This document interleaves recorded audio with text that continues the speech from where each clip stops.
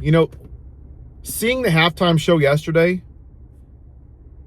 it really emphasized how much part of this country just wants to hold on to the white patriarchy.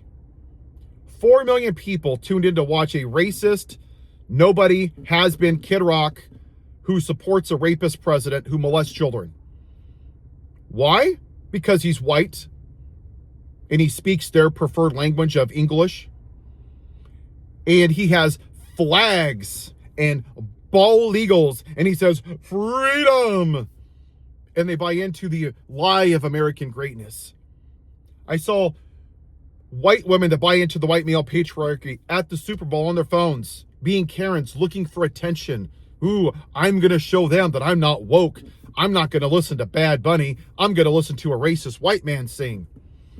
I saw another video of another mediocre white man at halftime show literally left his seat and went to the bathroom, walked around, because for a half an hour, he didn't want to listen to a non-white person sing songs that he didn't understand. And I speak Spanish. Yo hablo español muy bien. Toda la gente de Burger King, mi trabajo primero. Toda la gente habla español. And I learned Spanish. Oh no, Paul, leave the country. You don't speak English. These people are what's left of the lost cause, remnants of the Daughters of the Confederacy. It's the cancer of white supremacy who still believe that America is the best of the best of the best. Ask them when America was great. They can't answer it. I've heard, we have hot dogs in baseball. Wow. Talk about stupid. This country has only been great for white men. That's it. That is it. Slavery, lynchings, Jim Crow, burning down Black Wall Street, trying to assimilate the Native Americans into white Jesus Christianity, murdering 250 Lakota on a Wounded Knee, 16,000 Native Americans dying, kicked off their own land that Andrew Jackson, may he rot in hell, that piece of human trash, broke all the treaties with them, and they just died walking to their death. Asian internment camps. Martin Luther King murdered for wanting to be equal to a white man. But yeah, Paul, you must hate America. I love America. But what I don't love is white supremacy in this country. I interviewed somebody I can now consider a friend, Dr. Akila Kadeh, and she said something that has stuck with me. She said, Paul, I can talk about this until I'm blue in the face, and nobody's going to listen to me. You, when you say it, the reason people listen to you is because you're a white dude. It has to be your demographic, and she's right. With great power comes great responsibility, in the words of Peter Parker's uncle. She's right. I had another friend talking to my wife, and she said, when people first see Paul, they see this burly white guy, and they assume that he's MAGA until he opens his mouth and he talks about white supremacy, and people aren't expecting that.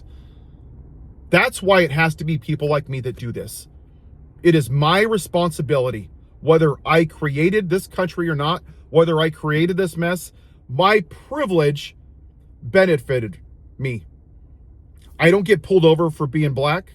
I don't get called the N-word. My house isn't redlined. My house isn't appraised at a different price. I don't have to give the talk to my kids. And most white people don't even know what the talk is. My grandparents weren't in somebody's will passed down as property to their kids. My grandparents weren't lynched in a tree while white people stood outside, in this great Christian nation and took pictures while they pretended to praise Jesus. I don't lose a job because my name might sound black. And you saw privilege during the last election, that 77 million primarily white people voted for a rapist, a child molester, a convicted felon who insults disabled people, who told you to inject disinfectants, who caused an insurrection that led to the death of 5 officers, who didn't rent to black people, and on and on and on. because you didn't want to vote for the black woman. And you twist yourself into a pretzel and justify it. It was white supremacy. Period. End of story. Why is it that we're 250 years into this great Christian nation and we're all created in the equal of God, while 50% of our country are women and not one goddamn woman's been elected? That this country in part would rather vote for the most morally bankrupt dumbass who shits his diapers and wears orange makeup and rapes women and protects child molesters over the most qualified black woman. And that is what we have to address. That part of this country was triggered by a black man in the White House instead of out in the fields picking their cotton. And they went back to what they know, traditional family values, white America. And they did that exact same thing during the halftime show. They went back to traditional family values. A white man waving flags, telling you that this country's great, screaming freedom and having bald eagles. That is nationalism. And the difference between MAGA and people like myself, I actually love this country. You love symbols. You love the flag. The bald eagles. God bless America. Guns. You don't actually care about the people in this country. A couple months ago, I was at Las Vegas hosting a radio show, and I went to an ICE protest. And I was one of a very small few of white people that were there. I saw Latinos, Hispanics, Mexicans, the whole range. I didn't care. I don't care if all of them were documented. I don't give a damn, because they were good people. They were happy. They were proud.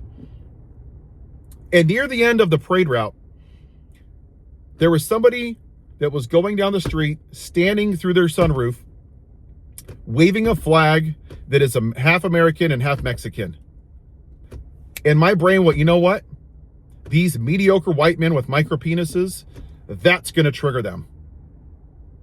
You know what their first thought is? Get out of this country if you don't love it. They love America, but they also love their culture. And that's what Bad Bunny represented. He loves America, but he also loves Puerto Rico. But people that want to make America white again, MAGA, they only want you to worship their version of white America. Of a white man and a white wife with 2.3 kids and a white picket fence and the traditional family values that we've been lied to. America has never been great. And even now, we have over 40,000 gun deaths every year. We have 14 million kids go to school hungry. We have a convicted felon rapist in the White House. Does that sound great? Does that sound wonderful when 3 people own half the wealth?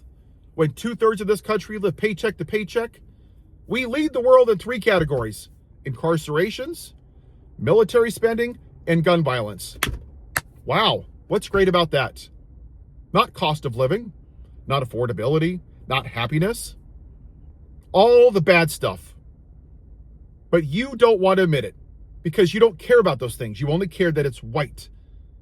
And that's what we have to adhere to. In a couple of weeks, I'm going to interview Eddie Claude. And we're going to have this conversation because this is what he talks about. You can talk about Republicans and Democrats, but this country, specifically white people, don't want to have this uncomfortable conversation that we're here because of white supremacy. Because 77 million people would rather suffer under a white man than thrive under a black woman. And it's about damn time, white people, that we got uncomfortable and that we said it out loud and stop doing it in silence, because that is white privilege. Have a good day.